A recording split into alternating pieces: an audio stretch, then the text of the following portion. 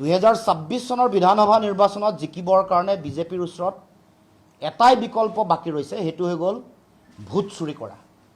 Vote চুৰি কৰা মানে অসমৰ মানুহৰ ৰাজনৈতিক অধিকাৰ কাঢ়ি লৈ, অসমৰ খিলঞ্জীয়া মানুহৰ অধিকাৰ কাঢ়ি এইটোৱে মানে সাংবিধানিক অধিকাৰ চুৰি কৰিছে। ভোট চুৰি কৰা নাই, অসমৰ মানুহৰ সাংবিধানিক অধিকাৰ চুৰি কৰিবৰ কাৰণে উঠি পৰি লাগিছে। আৰু নিৰ্বাচনত জিকিবৰ কাৰণে এইটোৱে একমাত্ৰ বিজেপিৰ বিকল্প বাকী ৰৈছে। কাৰণ প্ৰলোভন দিলে, ভয় ভাবুকি খুৱালে, ডিলিমিটেশ্যন নহওক, তেওঁলোকে সমষ্টি পুনৰ নিৰ্ধাৰণৰ সময়তো ব্যাপক চেষ্টা চলালে যে কেনেকৈ তেওঁলোকে নিৰ্বাচনী বৈতৰণি পাৰ হ'ব। সকলো কৰাৰ পাছত তাৰ পাছতো দেখিছে যে জনগণে তেওঁলোকৰ পক্ষত নাই, তেওঁলোকৰ বিৰোধিতাৰে তেওঁলোক আগবাঢ়িছে। সেইকাৰণে তেওঁলোকে এই কাম এতিয়া কৰিবলৈ তেওঁলোকে আগবাঢ়িছে। ইতিমধ্যে গোটেই বিষয়টো প্ৰথম অখিল গগৈ ডাঙৰীয়া মানুহৰ আগত দেখুৱাই দিলে কেনেকৈ তেওঁলোকৰ সভাপতিয়ে, বিজেপি দলৰ সভাপতিয়ে কেনেকৈ ভোট কাটিবৰ কাৰণে কেনেকৈ নিৰ্দেশনা দিছে। তাৰ আগত মোলৈ এখন 31টা সমষ্টিৰ তালিকা আহিছিলে, য'ত 10,000কে মানুহ কটাৰ তেওঁলোকৰ লক্ষ্য আছে। সেই তালিকাখন তেওঁলোকে দিয়ে অকল নিজৰ মাজতে চাৰ্কুলেট কৰি ৰখা নাই, আনকি অফিচাৰসকললৈকো এইখন তালিকা দি দিছে। মোৰ হাতত এখন আছে।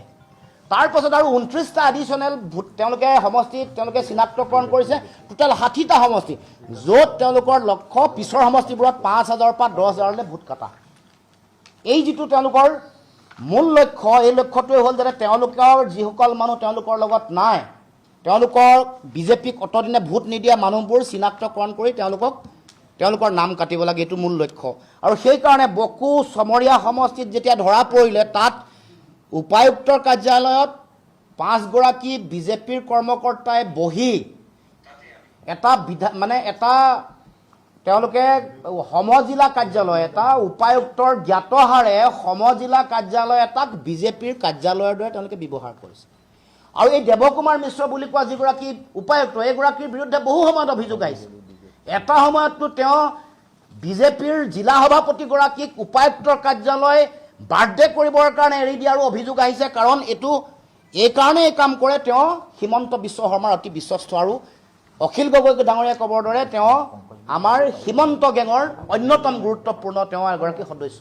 সেইকাৰণে এই ব্যক্তিসকলে চৰকাৰী যিসকল বিষয়া আছে তেওঁলোককো এনেকৈ হিমন্ত বিশ্ব শৰ্মাৰ চৰকাৰে এই ভোট কটাৰ কামটোত, এই ভোট চুৰি কামটোত তেওঁলোকে ব্যৱহাৰ কৰিবলৈ উঠি পৰিছে। আমাৰ স্পষ্ট দাবী যে যিসকল মানুহ ইয়াৰ লগত জড়িত, যিসকলে ফল্ছ কমপ্লেইন এনেকৈ দিছে, স্থানান্তৰিত হোৱা বুলি মিছাকৈ, মানুহ মৰা বুলি মিছাকৈ যিসকলে কমপ্লেইন দিছে, সেইসকলৰ ওপৰতো মতো কেছ লৈ তেওঁলোকৰ ওপৰত শাস্তি ব্যৱস্থা গ্ৰহণ কৰিব লাগে।